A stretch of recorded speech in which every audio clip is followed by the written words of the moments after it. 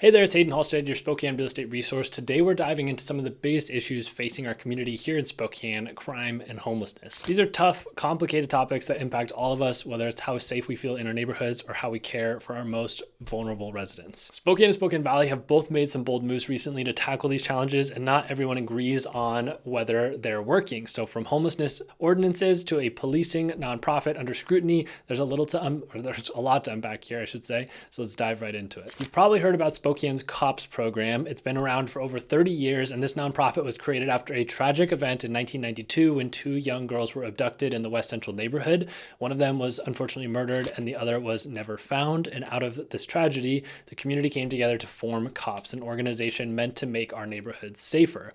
And for decades, it's been a fixture in Spokane, with volunteers helping out with tasks like bike registrations, fingerprinting after car break-ins, and running neighborhood watch programs. But now its future is a little bit up in the air. Mayor Lisa Brown and Police Chief Kevin Hall have raised questions about whether it's still worth the $467,000 a year that the city spends on the program. They're concerned about a lack of clear results and have pointed out that the services aren't consistent across all neighborhoods. As Brown put it, what COPS means in one neighborhood is not what it means in another. And that's not the only issue. A deeper look into the program reveals some troubling details. For example, one of the COPS paid staff members is a former police officer who is currently on the Brady list, which is a list of officers deemed untrustworthy due to misconduct. This officer admitted to lying in court to cover up the killing of a developmentally disabled man back in 2006. It's hard to ignore when the entire program is built on community trust. On top of that, there's a volunteer for the program tied to an anti-government extremist group, and these kinds of revelations don't sit well with a lot of community members, especially in a program funded by public money. At the same time, many people defend COPS. Councilman Jonathan Bingle said that the program gives residents an outlet to feel heard, especially when dealing with property crimes that police might not have time for. He explained that COPS gives much better service without needing to pay an officer to do it. So here's the big question. Is it time to move on from COPS, or can it evolve to meet the city's needs today? That's something that needs to be figured out and is currently being discussed right now. And meanwhile, over in the Spokane Valley, the city council has taken a much stricter approach to homelessness. They recently passed an ordinance making it a misdemeanor to camp or even rest in public spaces after hours. Violators could face jail time, a $1,000 fine, or both.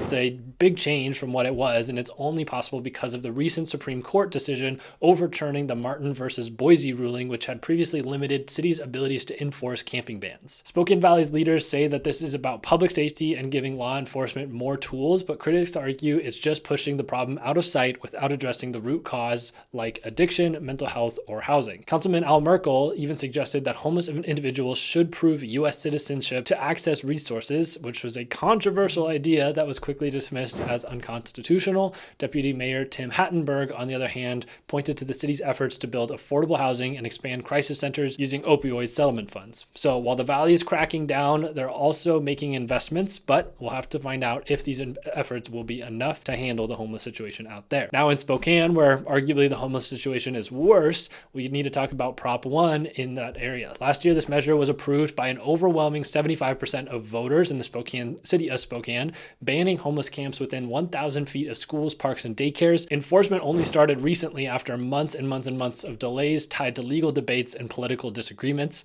But for business owners and many residents, this has been seen as a long overdue step. Developer Sheldon Jackson described it as what people want to see is results driven. They want to see it on the streets. And we are seeing some enforcement. I was just talking to a friend recently that was just saying like he felt like he was seeing more police presence downtown, and like people were actually being moved out. Like that wasn't something we had seen ever. And it was like you were physically seeing it happening downtown. So over the past few months, Spokane police have issued more than 300 citations for blocking sidewalks, trespassing, and camping illegally. But for people experiencing homelessness, this has made life even harder. There's a woman, Amber, she's homeless and was interviewed by the Spokesman Review, and she shared how difficult it is just to even rest.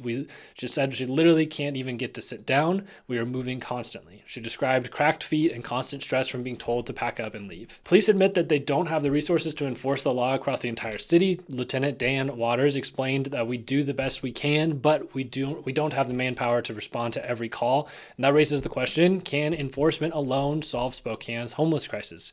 We're just handing out tickets to people that don't even have money. I don't know if that really even makes a big difference at this point. So what's clear in all of this is that Spokane and Spokane Valley are taking very different approaches to these issues. So really, we got to look at our resources. We're trying to enforce all these new laws and make it so that homeless people can't camp or hang out in certain areas. We're also getting rid of the neighborhood cops, like cop shops, and making it so that we don't have as many cops in the communities. It is said that they're looking to transition some of those cop shops into actual precincts associated directly with the City of Spokane Police Department, which I would be for. I mean, I think there's no real need for them to be at the downtown police station. Like, they should just be in the neighborhoods. People should feel comfortable just walking into the police station in the West Central or in East Central or in Hilliard or Shadle, or sorry, I just hit my microphone, but in any neighborhood, they should be able to walk within a 5-minute drive or something. They could go find police assistance if they needed to. So I'm open to the cops not being a thing if they are going to move police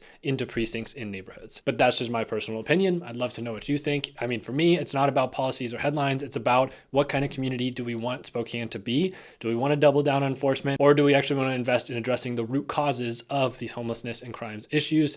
It's not easy, but I think we need to.